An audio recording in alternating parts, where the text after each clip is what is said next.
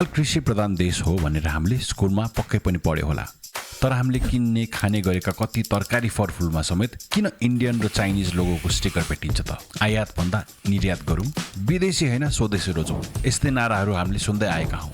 यही सन्दर्भमा हामी आज आएका छौँ बिग मार्ट र यहाँ छ प्रोड्युस सेक्सन, जहाँ नेपालमै प्रोड्युस भएको साग सब्जी, गोलबेडा, आलु, सुन्तला लगायत थुप्रै लोकली मेड फ्रुट्स र भेजिटेबल्स पाइन्छ। बिग मार्टले फार्म टु बास्केट भनेर यो प्रणालीलाई प्रमोट गर्दै आएको छ। 150 वटा स्टोरमा अहिले गर्मीको सिजनमा भेट्न सक्छौँ हामी मिठो लोकल आँप, त्यो पनि सिराहाबाट ल्याएको। आजकल इन्डियन आँप अलिक कम देख्न थालिएको छ, इम्पोर्ट गर्न छाडिएको हो र अनि काठमाडौँसम्म आँप ल्याउँदा मिडलम्यानको चलन थियो। त्यो के भयो त? बिग मार्टले सप्लाई चेन कसरी तोड्यो त? यसको सिक्रेट रहेछ डाइरेक्ट फार्मर्ससितको लिङ्क। सिधै सोर्सबाट क्वालिटी कन्ट्रोल राखेर once again farm to basket ल्याइने रहेछ। अनि यस्तो गर्दा के किसानहरू खुसी छन्, यो सबै जान्नको लागि हामी पुग्यौँ जनकपुर हुँदै गोल बजार, ठ्याक्कै हार्भेस्ट हुने टाइममा।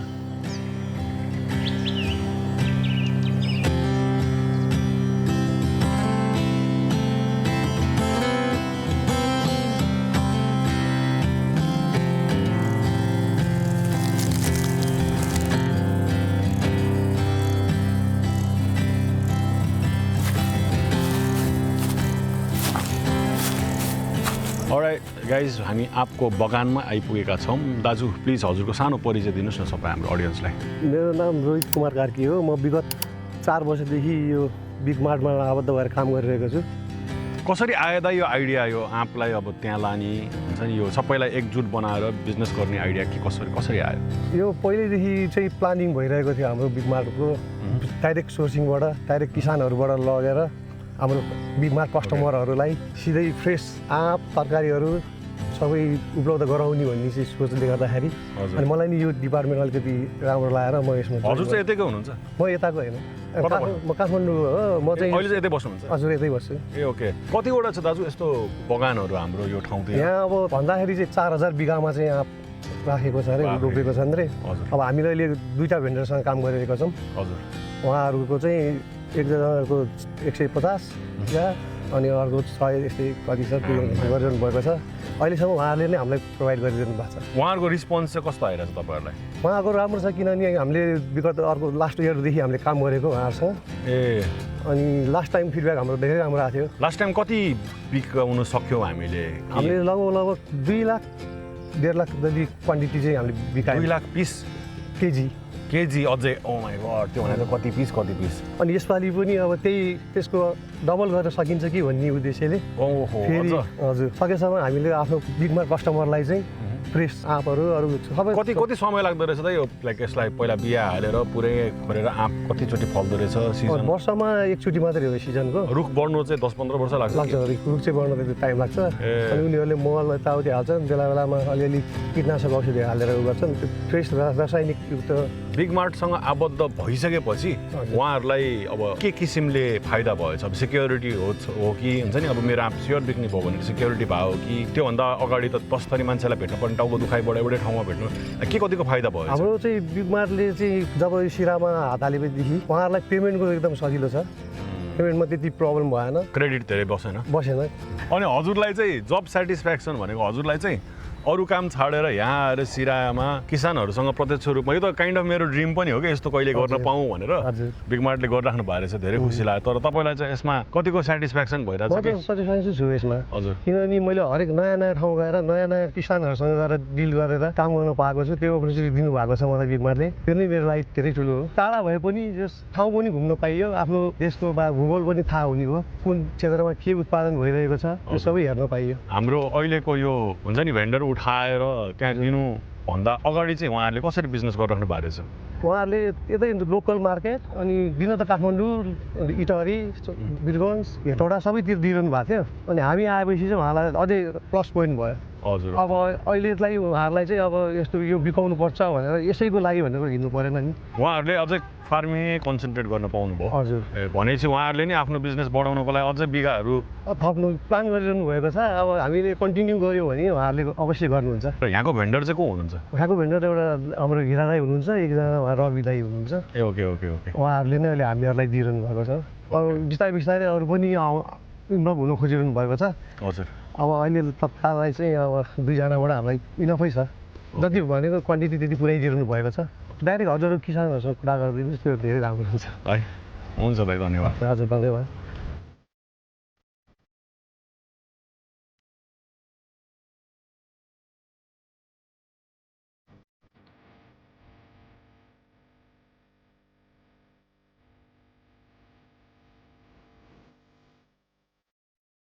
हजुरको परिचय पाउनु। हजुर नमस्कार, म रवि तामाङ।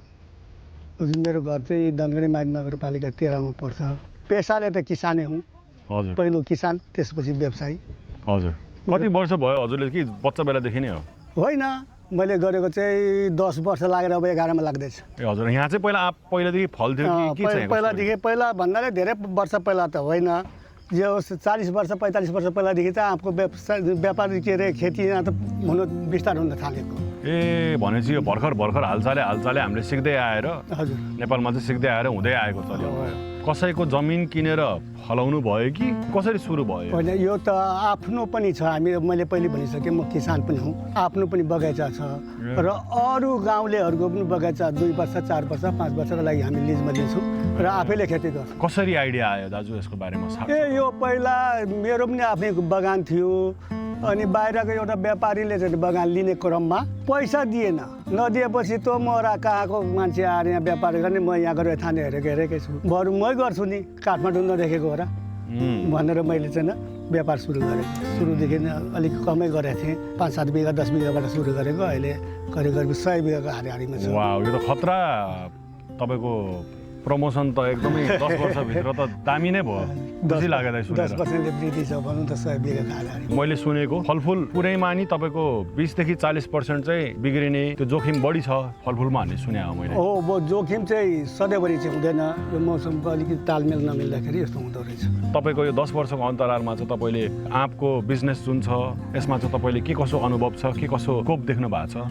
यसको त अब अन्य खेतीपाती भन्दा त आँपको चाहिँ खेती त राम्रै छ। अब किसान त नाम मात्रै छ, किसानको जमिन छ, बगान छ, त्यसमा हेरचाह गर्ने, गोडमेल गर्ने सबै हाम्रै जिम्मेवारीमा पर्छ। हामीले एक हिसाबले त इन्डियाको प्रडक्टसँग कम्पिटिसनै गरिरहेको छौँ नि त। कम्पिटिसन त हामीले इन्डिया भन्दा पनि धेरै राम्रो उत्पादन गरिरहेको छौँ नि। फलफुल भन्ने कुरा हावापानी अनुसार पनि हुँदो रहेछ। हजुर हजुर। जस्तै जुम्लाको स्याउ र यहाँको स्याउ फरक पर्ला नि, यहाँ पनि स्याउ उत्पादन हुन्छ नि, त्यस्तै हो। यहीँ हाम्रो नेसनल हाइवे छ नि, त्योभन्दा तल गइसकेपछि 2 किलोमिटर पर गएपछि त्यो राम्रो क्वालिटी हुँदैन। 5 किलोमिटर माथि गएपछि चुरियाभन्दा उत्तरपट्टिको राम्रो हुँदैन। यो भेगको चाहिँ राम्रो उत्पादन हुँदो रहेछ र स्वादिलो पनि हुँदो रहेछ। त्यही भएर बिग मार्टले सिराकै आँप चाहियो भन्नुभयो। हो, सिराको यो आँप उत्पादनमा सबैभन्दा राम्रो चाहिँ मालदा नै हो। सफेदा त्यसमा पनि मालदा पनि 2-3 भेराइटी हुँदो रहेछ। एउटा तेलिया मालदा भन्दो रहेछ, सफेदा मालदा भन्दो रहेछ, दुधिया मालदा भन्छ, के हुन्छ त्यो हुँदो रहेछ। र अन्य जात पनि हुन्छ, बम्बे हुन्छ, कृष्णभोग हुन्छ, दशहरी हुन्छ, जर्दा हुन्छ,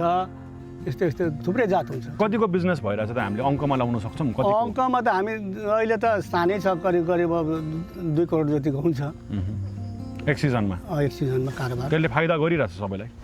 ठिकै छ, कुनै साल फाइदा हुन्छ, कुनै साल लस पनि हुन्छ यो पेसामा। अब जस्तै यसपाल लस छ,